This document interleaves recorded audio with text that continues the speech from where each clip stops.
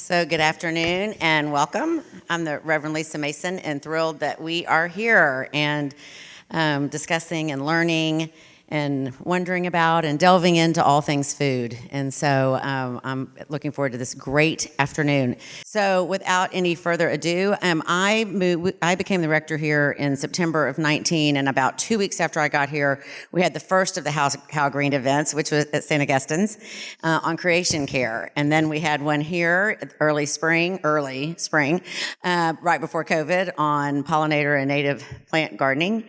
And then COVID came, and so it is just a delight to be in our technically second year to be able to do How Green again. And so welcome, and I would like to introduce, we have some Okra students with us that I have had the honor of working with over this past year, and they are going to be kind of our MCs and our introducers.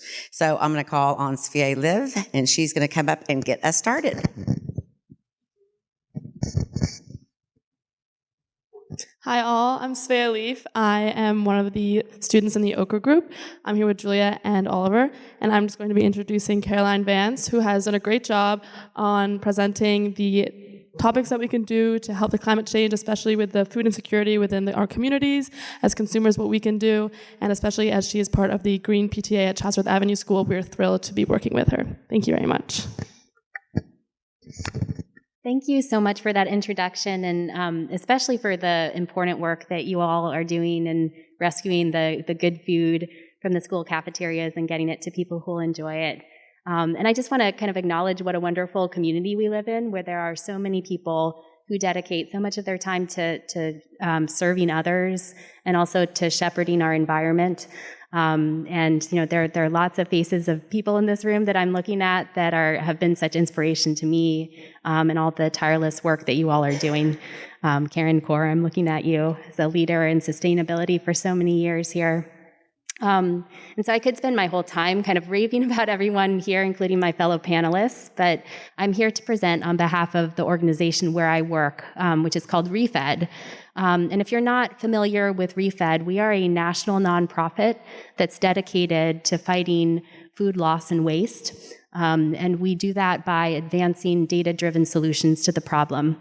So ReFed's kind of known as the food waste data source. And we've heard many times you can't measure or you can't manage what you don't measure. And that's certainly been the case for food waste historically. And I think that's one of the reasons why it's been relatively slow to, I think, arrive in public awareness as the crisis that it really is.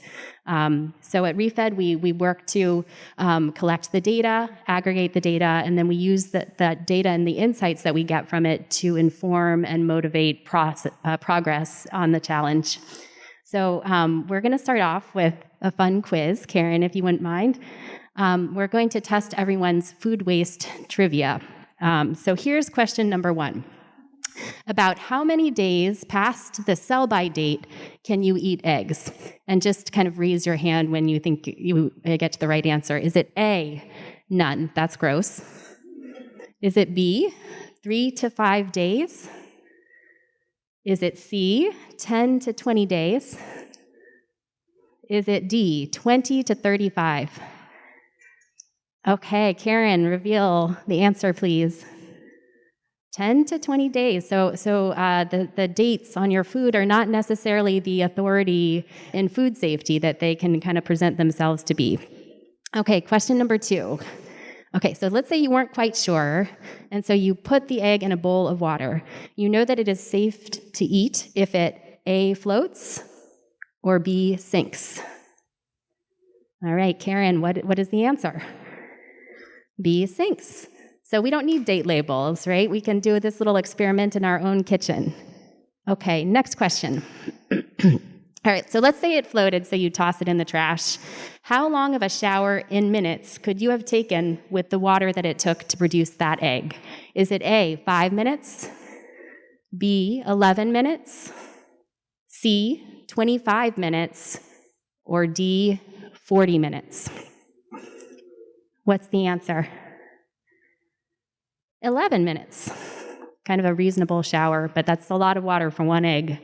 Okay, so what's our next question? Okay, so what if instead of an egg, you threw out a hamburger? How many minutes of showering then? A, 20 minutes, B, 50 minutes, C, 75 minutes, or D, 90 minutes? And what's the answer? 90 minutes.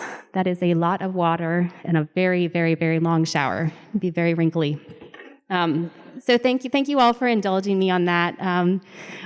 Karen, oh, I'm sorry, one more question. This is the most important one as we get up to Thanksgiving. Okay, so let's just say instead of one hamburger, you threw out all of the turkey that gets thrown out typically over Thanksgiving. How many New York to San Francisco car trips would produce the same amount of greenhouse gas emissions? These are some big numbers. So A, is it 8,000 car trips? Is it 80,000 car trips? Is it 800,000 car trips? Or D, 8 million car trips across the country? Well, 800,000 car trips from New York to San Francisco. Somebody has a lot of business in San Francisco. So something to keep in mind this Thanksgiving. Okay, so now that is the end of the quiz. Thank you for indulging me in that. It was kind of fun.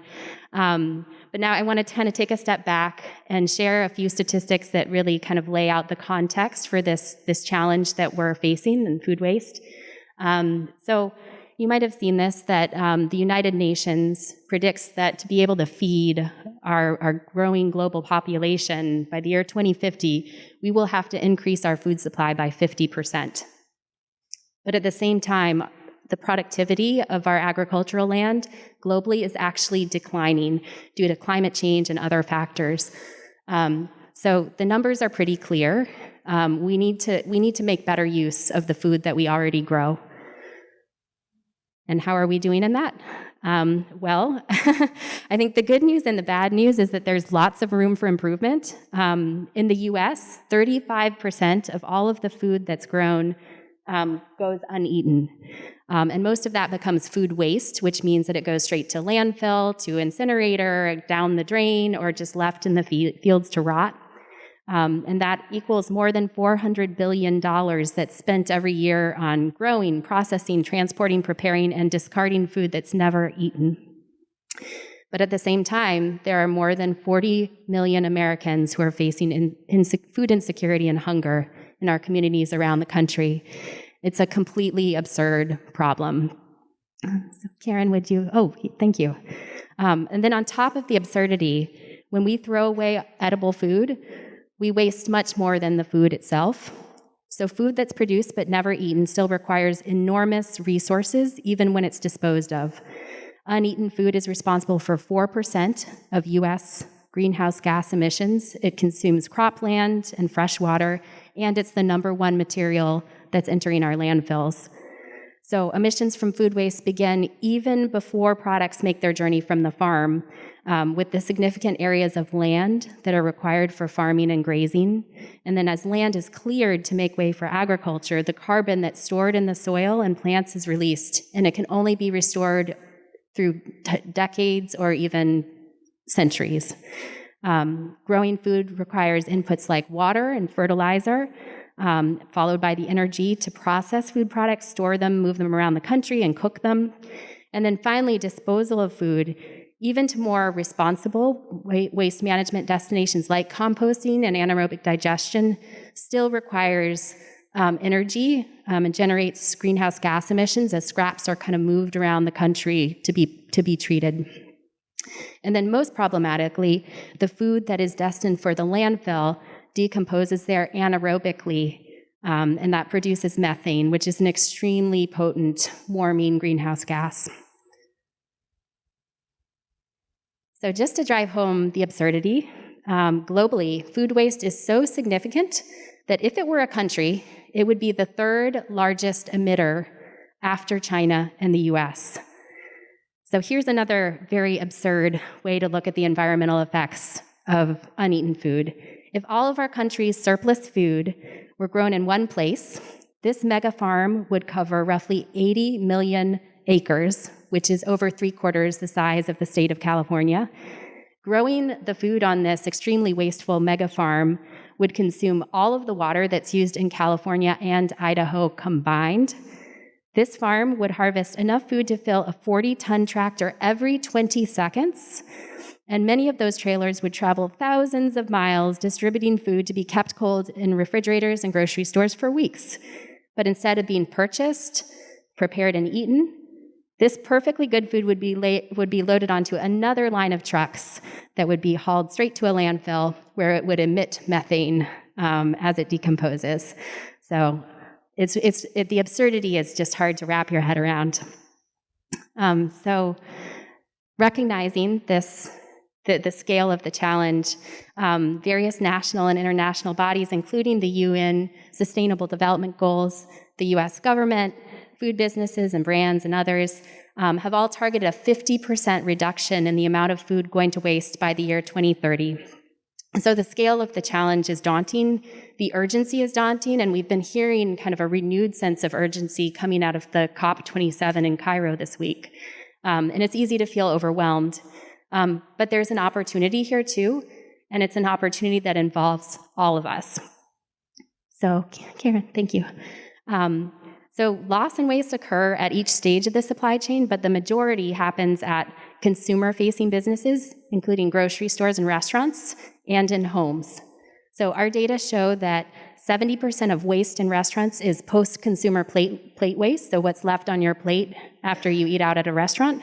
And also that households and other consumer-facing businesses are the largest contributors. So you see 37% of surplus food is coming from home, people in their homes. And in fact, we estimate that more than 300 million pounds of food will go uneaten just on Thanksgiving Day alone. So that means that consumers have a big say in how this story plays out in food waste reduction. So next slide. And we know that wasting less food and making sure that our food goes to its highest and best use is the #1 solution to climate change, according to Project Drawdown, which is a nonprofit organization dedicated to researching climate solutions. Its founder is a man named Jonathan Foley, and he likes to remind us that when it comes to emissions reduction, now is better than new. Time is more important than tech.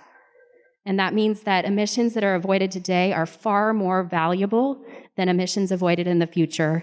So we don't need to be waiting around for high-tech solutions to be saving the day here. There are solutions to food waste that are right in front of us, just waiting for us to adopt. And if we are able to mobilize around this issue in a meaningful way that meets our 2030 goal, it would result in a $73 billion annual net financial benefit to society. So that's a 5-to-1 return on investment. Plus, every year, it would reduce greenhouse gas emissions by 75 million metric tons, save 4 trillion gallons of water, and recover the equivalent of 4 billion meals for those in need. It's a lot of reasons to take action, and I'm excited to hear from my fellow panelists who've been taking action right here in our community.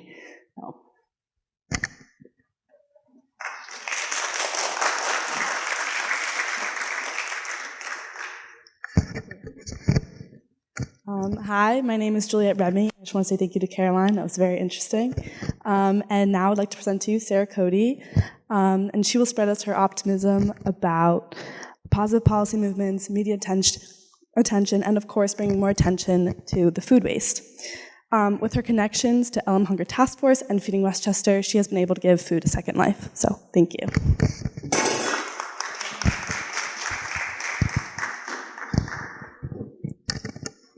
Thanks, Juliet. So that was very global and really interesting, and I'm going to bring it very, very close to home and talk about what happens at the Hunger Task Force and through us, what we learn and what we gain from Feeding Westchester very locally. So I am on the advisory board, and I'm the volunteer coordinator for the Hunger Task Force. Next slide, thanks.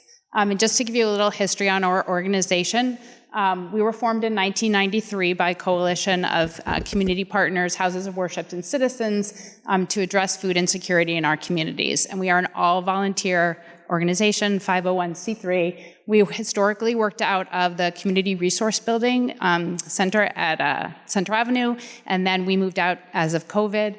because of COVID, and you can see a picture of us in our tent there. We were outside for a couple of years, and then as of last December, we've been in a building on Mamaroneck Avenue, 955, and that's 2 pictures of our current facility. So we conduct food distributions on average 6 times a month. It depends on how many Tuesdays there are in a month. We operate almost every Tuesday, and those distributions serve residents of our 2 communities. We distribute very nutritionally balanced food bags, and we do a home delivery every other distribution on Tuesdays. And then our Saturday distributions, next slide, are open to anyone, not just residents of our communities. And there's 2 different kinds of Saturday distributions. Once a month, we do a fresh market, which is 100% produce. It's from Hunts Point, so it's high quality produce. And the other Saturday is a mobile food pantry. That's a Feeding Westchester initiative. And that, as I'm going to tell you more about, is almost entirely reclaimed food, about 80%. So it's a hodgepodge of all kinds of different things.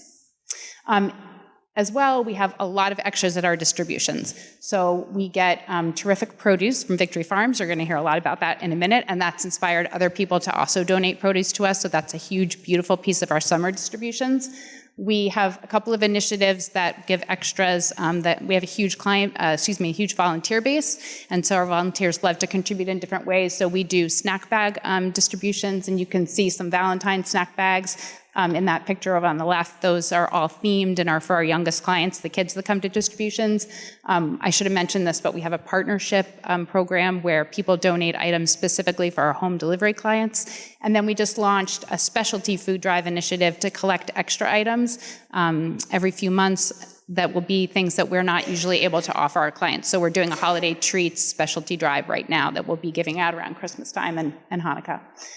In addition, just because we are there every single week and people come to us to get their food, other organizations distribute items through us. So we can have things as diverse as light bulbs, masks, and COVID tests during COVID. The RYY does a toiletry drive. I should have mentioned this, but Project Linus, which is a group of volunteers that knit beautiful blankets, bring us blankets every couple of months to distribute to our clients. So we always have extras. And we also are a site for other community partners who want to reach our clients. So the high school has a literacy program. Those kids come every couple of months to donate books to our youngest clients. The county health department will come to do flu vaccines. So we're always busy on Tuesdays with not just food. So interestingly, as Carolyn was talking about, food insecurity and food insecurity, and food waste exist side by side, which is frustrating. In our community, who is food insecure? It is people of all different ages. It's children, it's adults, and it's seniors, and they have a range of employment status, as you can see. Many people in Westchester County are what Feeding Westchester calls ALICE, so these are acid-limited, income-constrained, but employed individuals. They're basically people who, after paying for many of the things that you have to pay for to survive in our county, don't have enough money week to week to pay for food. As you might imagine, the numbers of people who are coming to us for assistance with food has grown enormously. It started with COVID, and before COVID, the Hunger Task Force had 2 distributions a month and gave out about 450 bags each time. Since COVID, we now do about 6 distributions a month, as I said, and we give out 600 to 700 bags. Last week, it was 800. Feeding Westchester numbers for the county, as you can see, have similarly grown and have not come down. And the reason for that is COVID had a long tail for many of the people we serve. So while COVID was ending and many of us were going back to work, some of those jobs that they do were not coming back, or expenses they were able to push off for a while, like rent, was now due. Then we had Hurricane Ida, which affected significantly many of the people we serve, and now we have the inflationary challenges as well. Next slide, please. So thinking about where we get our food, and then this will dovetail into how we have an impact on food waste and what else we could do to help be part of that solution. We get the majority of our food from Feeding Westchester, which is an independent 501c3 organization. It serves about 300 partner agencies in Westchester, food pantries like ours, as well as schools, residential programs, different kinds of partners. We order pre-packed pallets from them. They're mostly free to us. Our person who does the ordering is actually here, so she can speak up if I get any of this wrong. They're nutritionally balanced, but we can't pick the individual items that we get on those pallets. And that next bullet gives you an overview of the many kinds of things that we might find on a pallet, but it's non-perishable and perishable staples, meat, dairy, cheese, eggs, and then we also get produce weekly. And as I said, every couple of weeks, that's green thumb produce. Twice a month, it's green produce, which is a little bit of a higher quality of produce. We supplement what we find on the pallets by purchasing from a large local food supplier. So we know, while we can't pick what's on the pallets, we know what's on the pallets, and then we'll order in order to make sure that the bags are nutritionally balanced. This is a slide from Feeding Westchester, actually, and it dovetails with what Caroline just went over for you. But globally, in the United States, she touched on, Feeding Westchester says in our county that there are 200,000 tons of food wasted annually, and that there's 76,000 households are food insecure, but more people than that number are actually hungry. So what is Feeding Westchester doing to address food waste, which also helps them serve more people? They have a retail recovery program where they partner with 46 partners, big box and grocery stores, and weekly they pick up items that can't be sold. So it's misshapen produce or product that's been damaged, the packaging's been damaged, but the food is still intact. And they have volunteers that do repacks. So they'll look at expiration dates, hopefully actually thinking if the food's still good, and repacking it by category and then sending it back out to partner agencies like us. They find that reclaimed food is a growing source of their products. So to give you a sense, right now, of the 19 million pounds of food that have been distributed so far in 2022, 2.5 million pounds of that was from local food retailers through this retail recovery program. And 80% of the food in those mobile food pantries I told you about is from the retail recovery program. Those mobile food pantries run 2 per day, 6 days a week, and each one of those comes in an enormous truck with 5,000 to 7,000 pounds of food. We did one yesterday. We give pretty much all of it away, and if we don't, it goes to partners that we have in the county, like Caritas in Portchester or the Mott Haven Refrigerator in the Bronx. In terms of growing this, because they do think it's going to become an important, increasingly important piece of their of the food that they're able to give to their partner agencies, especially as federal support for food falls and as the price of food continues. Well, it's high right now, and who knows when inflation is going to bring it back down or inflation is going to diminish. Is this project they're calling agency enablement, where they will train organizations like us to go out and pick up the reclaimed food directly from partners. Taking that middleman out obviously takes work off of their plate, but also it gets the food more quickly from the source to the client, and hopefully it's fresh longer and the client has a longer time span to use it. For the Hunger Task Force, we also have practices that minimize waste. So first of all, we accept returns. We have a return table just outside the door as clients are leaving. So if there's things in their bag they don't want, they leave it. Other clients who might want more of that item can take it. If not, we reshelve it if we can keep it for the next week and we pack it again, or we give it to a partner if it's something that needs to be given out that day. We also surveying clients we do, and also Feeding Westchester does, and it's an important way of identifying what it is the clients actually want. So we're about to launch a survey in partnership with some of our partners from the Coalition for Community, which is a broad survey about food distribution and food needs in our community, but one piece of it will be asking what kinds of foods our clients want. And Feeding Westchester also recently did a countywide survey.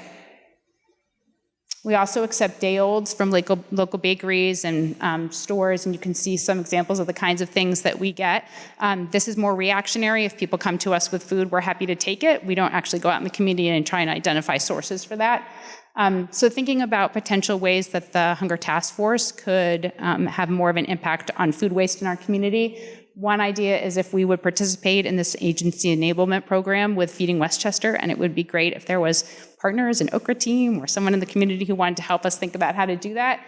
And secondly, we don't do a great job composting. And partially that's because we have such a huge variety in the amount of bad produce we have at any distribution. So it could be 10 potatoes, and it could be 40 boxes of cucumbers. Especially in the summer, a lot of our produce can be bad, and unfortunately, we throw it out. So if there's a partner out there in the community who wants to work with us to think about how to compost, that's something we should be doing. This final slide I took from a Feeding Westchester presentation, and I thought it was a good way to sum up thinking about what we're doing locally. Their slide was actually addressing hunger, is both about logistics and mobility, but I would say that both hunger and food waste are about logistics and mobility. And obviously you've got the issue of moving food that might be wasted to get it to the people who need it. And that's not just getting the food there, but sometimes it's getting the people to the food. So fortunately, our community, we have the Hunger Task Force, which I think is an amazing organization. I give a lot of my time to it because of that. But there's places in our county that people don't have that kind of access to food. For our clients, we do home delivery. Feeding Westchester also does a home delivery program in partnership with United Way. And the mobile food pantries come to communities like ours where there's pantries, but it also goes to communities where there aren't, and the truck literally parks on the street and hands out food.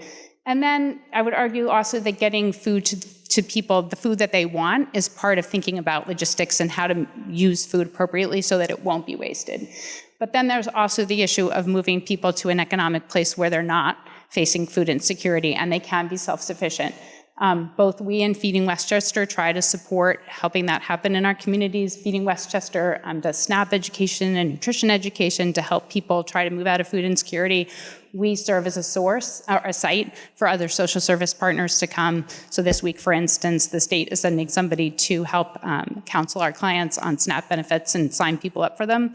But I would argue that this piece of food waste is a bigger issue that we as a kind of a country and hopefully locally need to work together to solve. And with that, I'm going to turn it over to Lisa Chase. Oh, first to Oliver.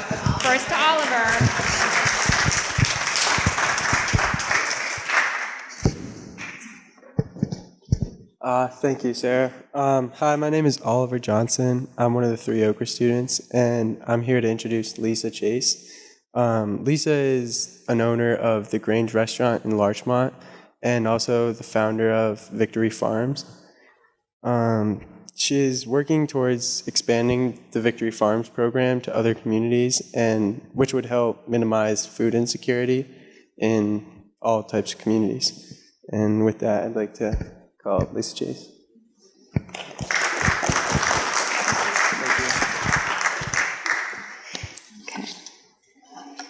Okay, thanks so much, Reverend Lisa and Karen and your smart children for helping me with my presentation. And to you guys, the Ochre kids, all of whom I've gotten to know as it happens through Victory Farms at the Grange. So I want to talk about that and these relationships and about the nexus of community and food in a bit. But first, I want to tell you the story behind Victory Farms. In April and May of 2020, you may remember, we were in the darkest times of the pandemic in New York. Hundreds of people were dying of COVID each day. We were all self-isolating at the request of the first responders. The Larchmont Mamaroneck Hunger Task Force had figured out how to accommodate volunteers safely outdoors. So my son and I came here to this church out in the lawn to help volunteer with the weekly food drive one day in April.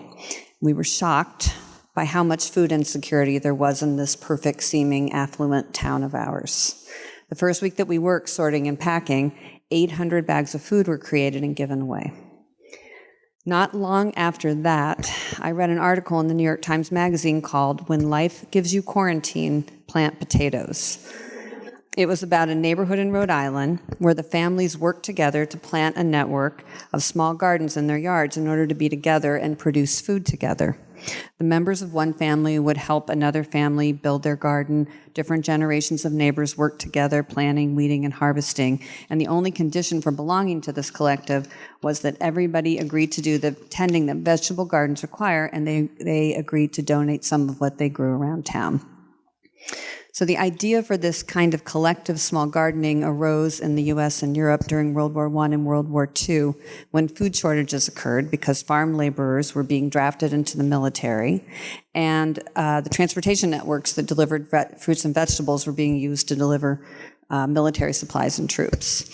So the US government urged Americans to plant what they called victory gardens, and nearly 20 million people in America did. They planted in backyards, front yards, empty lots, on the rooftops. Neighbors worked together to plant a variety of crops and form cooperatives, all in the name of patriotism. The families in this Rhode Island neighborhood were searching for their own way to be patriotic during COVID and to contribute something in this terrible time when, for many of us, all that we were being asked to do was to just stay home. The New York Times writer and architect of the project, a reporter named C.J. Shivers, wrote something that was, for me, one of those light bulb moments. Here's what he wrote. An unfamiliar feeling of uselessness had descended upon us. Unlike mail carriers, EMTs, or supermarket employees, we were members of a largely idled or remote collective among the tens of millions without a clear or practical contribution to offer. We were lucky, and we knew it.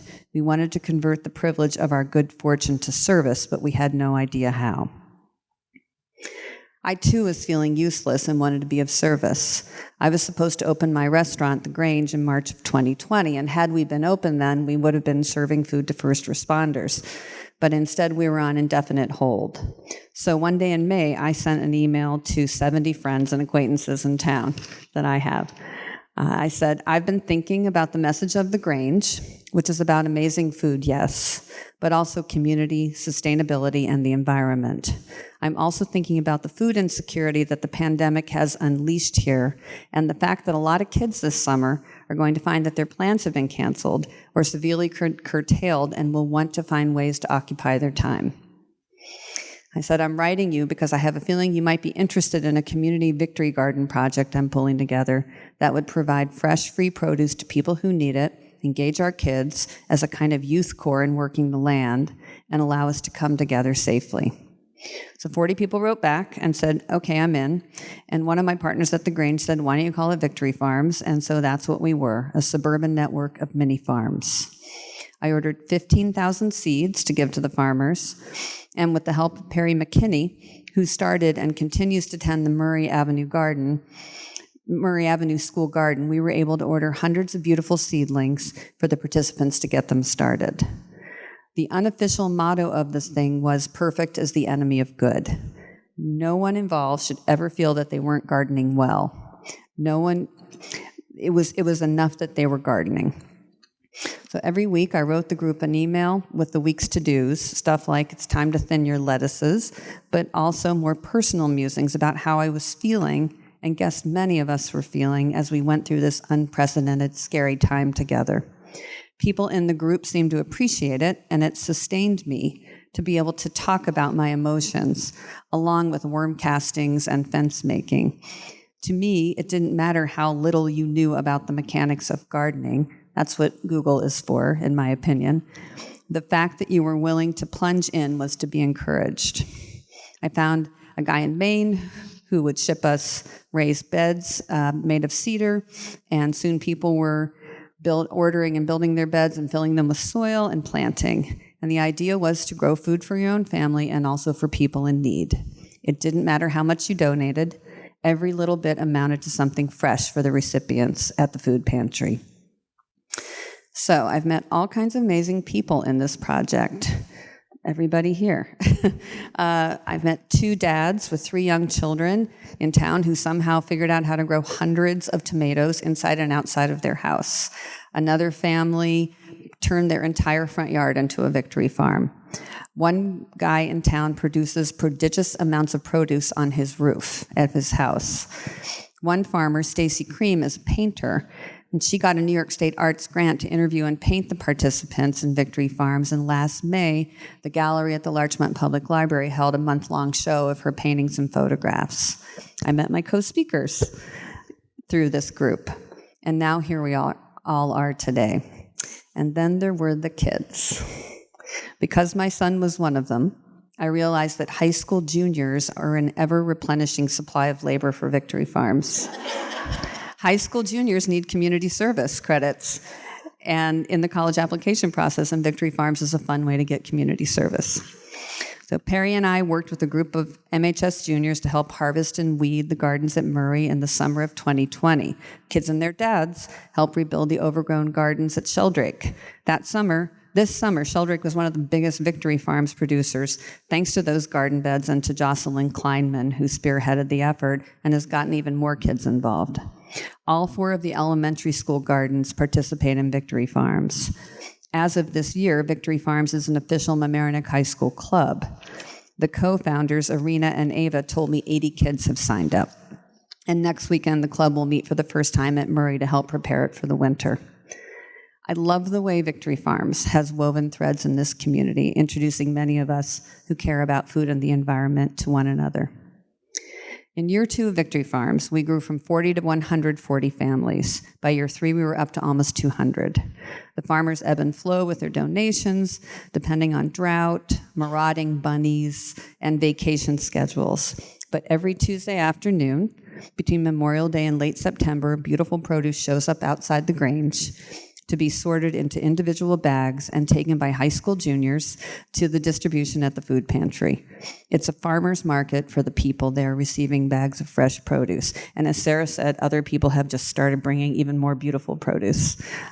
It's produce grown by neighbors for their neighbors.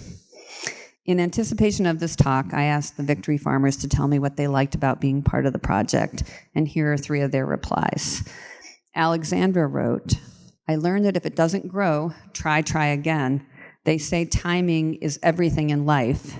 In a garden bed, spacing is everything." Sylvia said, "I felt so invested in producing and supporting our greater community in the way that defines quality of life for me. That said, I supported so much wildlife, which feasted on my cucumbers, chard, and tomatoes. I am thankful they had no interest in the herbs and peppers." And finally, here's one I loved, because it sums up what the project is about. Tad emailed me, "I was incentivized to grow for others, but I was incentivized because I was growing with others." Thank you.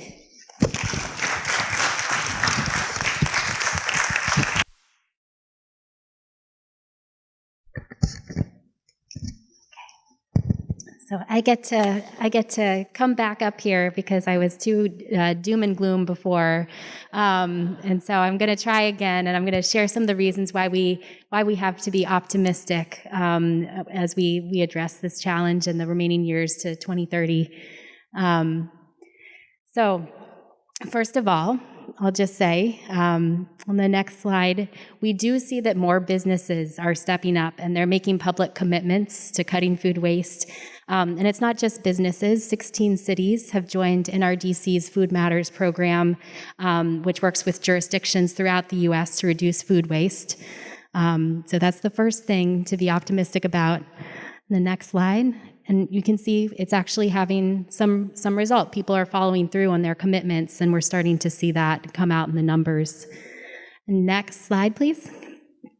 And then in terms of policy, of course, it's an incredibly important lever when it comes to food waste, providing the spark that can actually make the food system change. There have been a number of bills that have been introduced at the federal level. Unfortunately, none of them have passed, but it has been encouraging to see that there has been bipartisan support typically, but much more is happening at the state level. And that includes, most notably, I think there are 9 states now that have some kind of waste ban in place. So those are bills that are laws that either restrict or ban food from entering the landfill entirely, and there are many cities that are doing the same. Next slide. We're also seeing lots of media attention in a way that we didn't before. We tracked this and we saw a 20% increase in media mentions between 2020 and 2021. So finally breaking through in the media. And then next slide, Karen. And then let's talk about money. So we've seen a huge increase in the amount of private investment going into food waste solutions. And this is another thing that we track really closely at ReFed. In fact, we had the biggest year ever in 2021 with $2 billion being invested. And that's just private money, not philanthropic or public as well. Of course, it's down a little bit this year, as it has been across the whole private investment landscape, but we are really optimistic in the conversations we have with funders that are starting to pay more attention here. Next slide.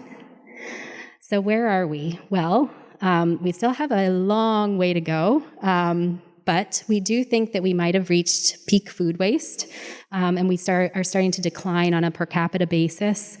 We're still kind of reviewing the data post-COVID, but we do expect that after the initial shock to the food system, which caused food waste to really spike, things have potentially leveled off. And next, so as we've been talking about, this is an area where consumers can do a lot. There's a lot that you can do today to make a big impact on where we go in the next 8 years to 2030. So here are a few things. These are all also notably very low tech. Anybody can do this. And so first, plan your meals before grocery shopping. I know we have some great grocery stores in town, and when I go to one of those stores without a list or without a plan, I find it very easy to get carried away and think that today is going to be the day that I create an impressive artichoke stuffed beef tenderloin or something like that.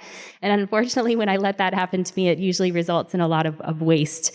So something as simple as a list and a plan can really make a big difference. The next thing is to buy local when possible. So food that doesn't have to travel across country or across countries obviously produces less greenhouse gas emissions. And you can take a page out of Lisa's book and grow hyper-locally, grow your own food. So another thing is to understand the reality of date labels. So as I kind of mentioned before, it's important to know that there is no federal law that governs date labels except for baby formula. So the date labels that are on food packaging that usually have phrases like use by, best before, sell by, enjoy by, expires on, that's all kind of intended to communicate peak quality. It's just sort of a guess that the food manufacturer makes about when the food will be at its freshest, but it doesn't have anything to do necessarily with food safety. And New York State does not require date labels on any products and does not regulate the sale or donation of past date foods. So that's just some context. Don't let those little numbers on the package be your boss. The next thing is to rethink portion sizes before you serve. It seems like an obvious thing, but plate waste is such a big contributor to overall food waste. And I think as Americans collectively, we've sort of lost track of what an actual portion size is. Next idea is to love your leftovers, both at home and in restaurants. Don't forget the freezer is a great way to preserve your extra servings and save them for another day. And then donate to or volunteer with food rescue organizations. And today we heard some great opportunities to do that. And I just also want to note that there is a federal law, the Bill Emerson Good Samaritan Food Donation Act, that provides a really strong federal baseline of protection for people who donate food in case there's concern about liability related to food donation. And that covers individuals, businesses, nonprofits, and others. So bear in mind that you don't need to be concerned about liability and the high-powered lawyers who are chasing down food donors on behalf of the hungry out there. And then finally, you can recycle your food scraps. So we're lucky to live in a town where that's made possible for us. And there are some kits, as Karen referenced before, in the back of the room to help you get started. So in fact, there's a wealth of information. I think it was touched on at the beginning, but there are things like practical tips for meal planning, understanding date labels, and I think it's all thanks to our wonderful Love Your Food community education campaign. So just to bring us home in the last slide, Karen, at ReFed, we like to say that we're kind of in a food waste moment where we see a lot of factors that are aligning to help people really understand the critical importance of reducing food waste and to take action. And that's why you're all here. So thank you. And I hope that you all share all this information with everyone in your network so we can really make progress toward 2030.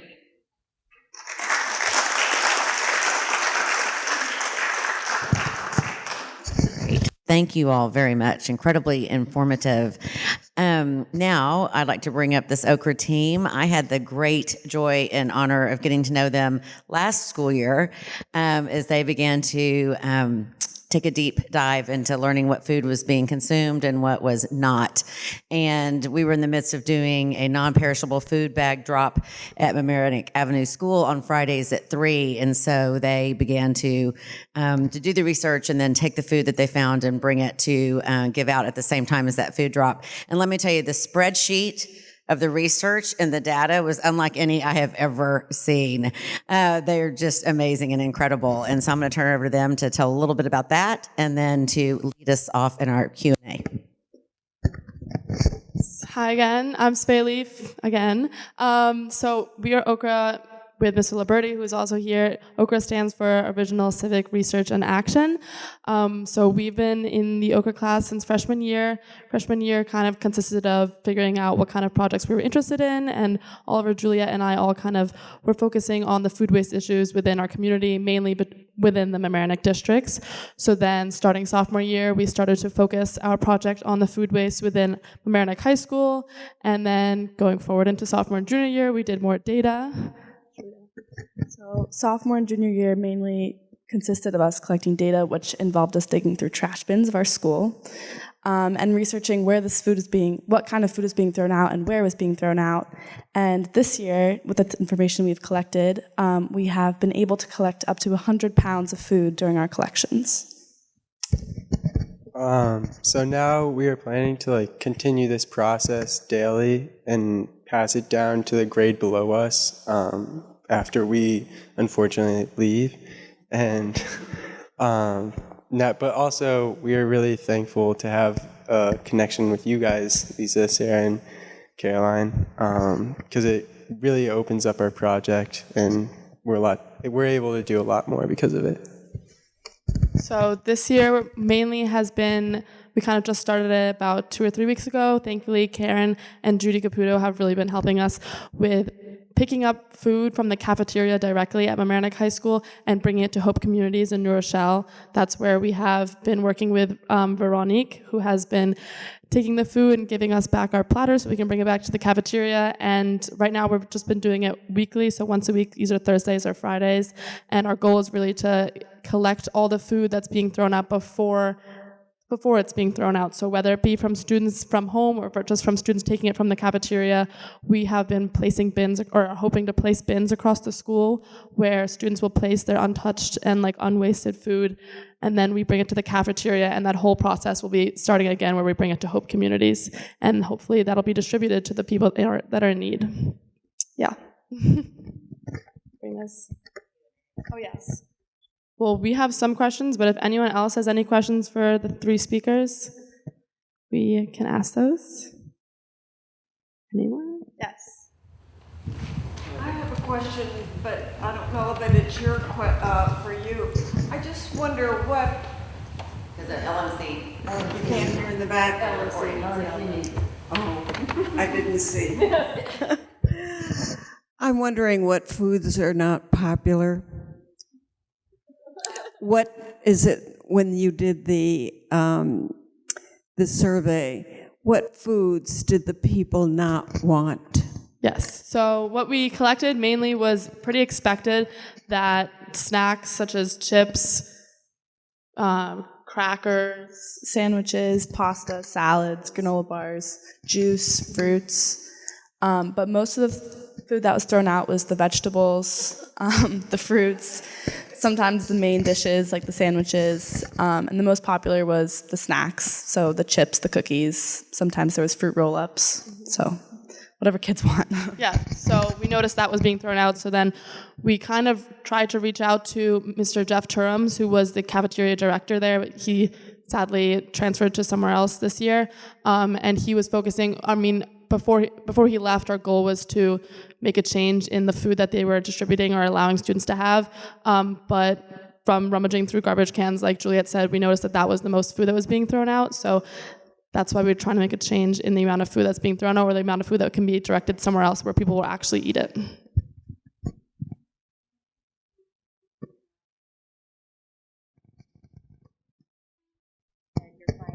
Yeah. So Caroline's asking if it'd be interesting to see what the surveys say when we do them about what kind of foods people prefer. So yeah, I agree. That would be interesting. We actually collected food at Mamaroneck Avenue School, so this was pre-COVID, and found the same thing. It was the carrots in small bags and the apples that the kids throw out. Unfortunately, and I don't know if this applies to the high school as well, but at the elementary school level, what's on a school plate, a school lunch plate, is federally mandated, so the provider has no room to change at all, and you can't ask a kid if they want a bag of carrots. So you put it on a plate, it ends up usually in the garbage, and it's kind of a ridiculous system. With good intention, but a ridiculous system with silly outcomes. And also, due to COVID, 2 years and the year before, Mamaroneck High School was only distributing lunch packets in brown bags. So it was kind of easier for us because the cafeteria and the staff under Jeff Turham's control, would be placing these brown bins on carts around the school, where students would just be able to pick it up whatever they wanted. You have to take the entire bag. So within that would all be those mandated food that the state requires. So the students would be throwing out the bin, like the brown bags with all the food inside of it. That's when we'd be rummaging through the trash bins. But then the leftover bags that were placed on the little trolleys across the school is what we would collect and then bring to MAS with Lisa. Yeah. So that was what we were doing last year while collecting the data.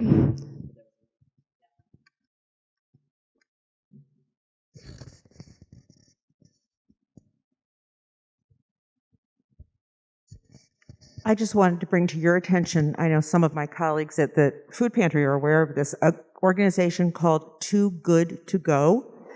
And as you go to restaurants, patronize restaurants, there is a program where you can join as a business or you can join as a consumer. So the goods that shouldn't be thrown away, but that perhaps it's late in the day, perhaps it's at night, that there is no mechanism to get it to soup kitchens like Hope, you can offer to consumers at a discounted price. And two of the providers that have been very generous to the food pantry have been using this now. So in fact, we're getting fewer donations from them, but they, as a small business, are able to sell more of their merchandise, and at the same time, clients who perhaps could not afford to patronize them at their full price are able then to patronize those businesses. And it's turned out to be worked very, very well. So if you want to share that thought with restaurants you go to,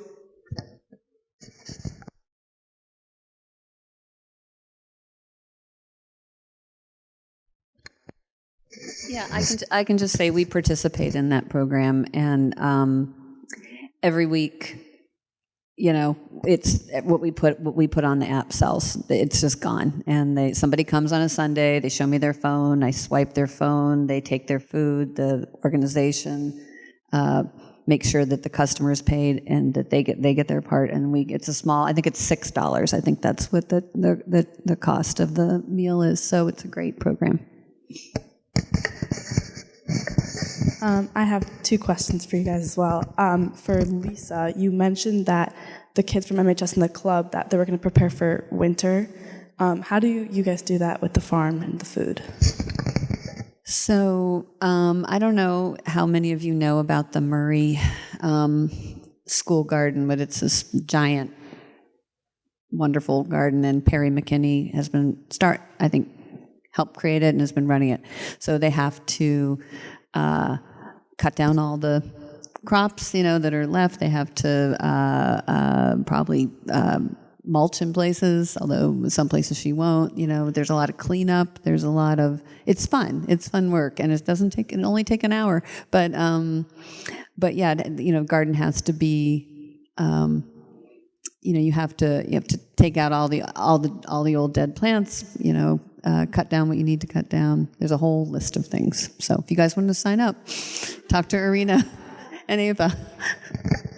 And for Caroline, you mentioned that there was a peak in our food waste already. I don't remember what year it was. I think it was 2016. Could you mention what that was or what happened? Sure, I'll share to the best of my knowledge. I'm not sure that we know all the exact reasons for why there was that strange dip in 2015, but the reason why we think it sort of leveled off is sort of the combination of the things that I was mentioning before, that there's been this increased awareness, just a public awareness, but also food businesses are taking more action. And they are, enormous contributors to food waste. We talked a lot about consumers today because that's something that we can all do, but food businesses just, have a tremendous impact on waste, and the action that they're taking, and we're starting to see results from, I think, is really having an impact. More and more of the food businesses have public sustainability goals that actually state food waste reduction targets, and they're starting to feel some actual pressure from that. I think there was a lot of questioning about whether these sustainability goals would actually be, would they just be toothless? But they're taking them seriously. So I think it's this combination of factors, but there's still way more progress to be had, especially on the consumer side. So. We don't have any more questions, but if anyone else does, yes. Hi. This for Sarah. You mentioned that the task force is, I can pass it right back to you, but picking up from businesses locally. I'm curious how you're doing that, what limits there are, ways you would want to see that enabled and expanded.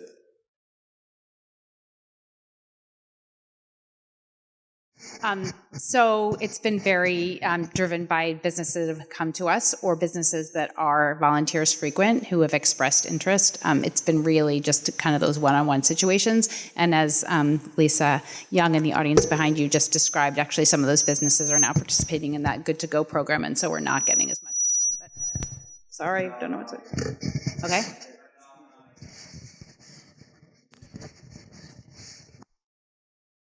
Thanks. Sorry about that. Yeah, so it's really just driven by volunteers who have relationships and interests. Anyone else? Yeah.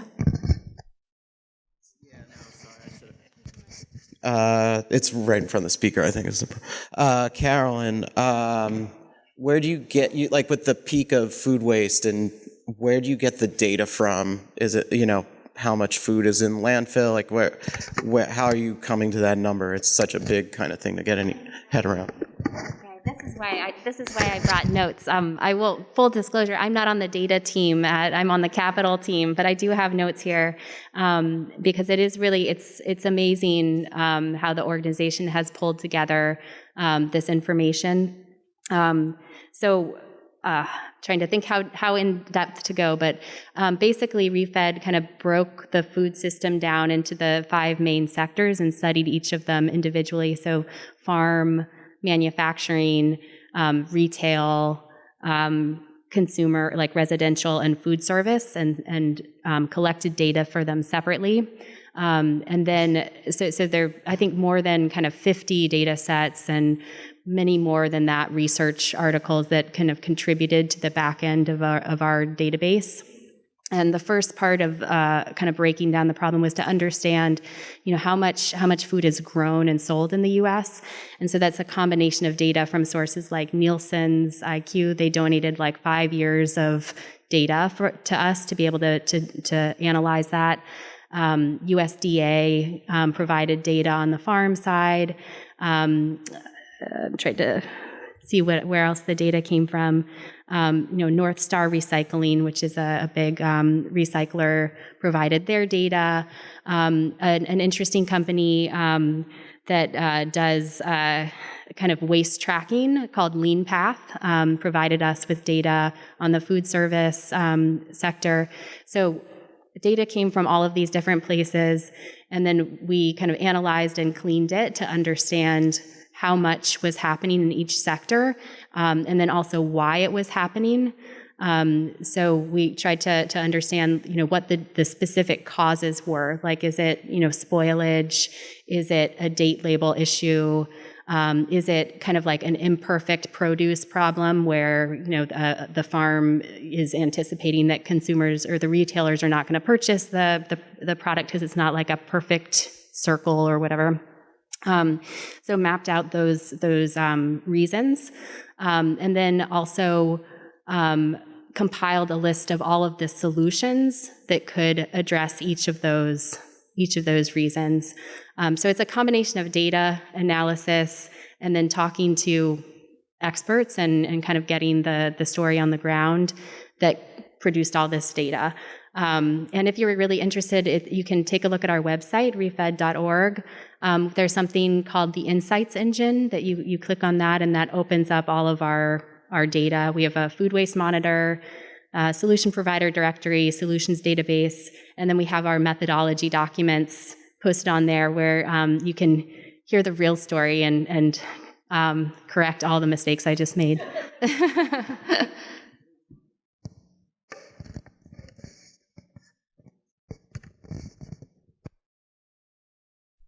Yes, Ms. Liberty. Of those five sectors, which one did you see the greatest decrease from? So of those five sectors you just named, which one showed the largest decrease amongst the decrease? I don't know the answer to that off the top of my head, but I'll ask my colleagues and I can report back to you on that.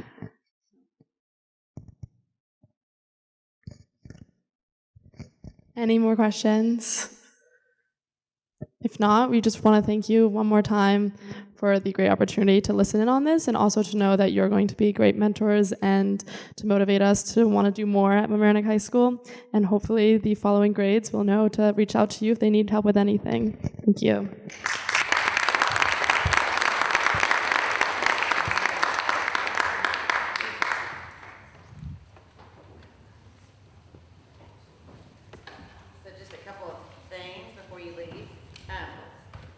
All right. Again, thank you. Everybody was incredible, and thank you all for being here. I want to let you know that our next How Green Sustainable Sunday event, that's a lot to say in a sentence, will be hosted by Larchmont Temple on February 5th at 5 p.m. And this topic will be, we changed it. 3:30, and the subject to be talked about and explored that evening is sustainable buildings. Also, on another area, I know we're talking about how green events, but also the houses of worship have come together to partner with the Larchmont Mamaroneck Community Counseling Center to have 4 sessions on just overall mental health and just raised awareness about that. And so we had the first one here in October. The next one is December 7th at 7 at Larchmont Temple. So anybody is welcome and invited to go. It's really, really, the first one was incredible. So I look forward. There'll be another one in January and another one in March. So if you want to take some time on your way to look at the materials at the back, and again, thank you for being here.